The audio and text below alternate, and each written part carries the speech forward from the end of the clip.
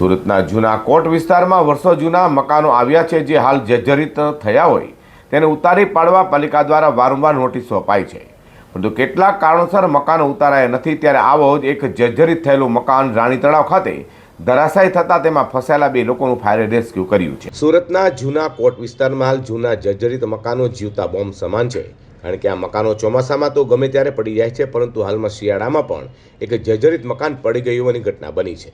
વાત એમ છે કે સુરતના રાણી તળાવ વિસ્તારમાં આવેલા ડુંગર શેરીમાં વર્ષો જૂનો મકાન જર્જરિત થયો હોય જે અચાનક જ ધરાશાયી થઈ ગયો હતો।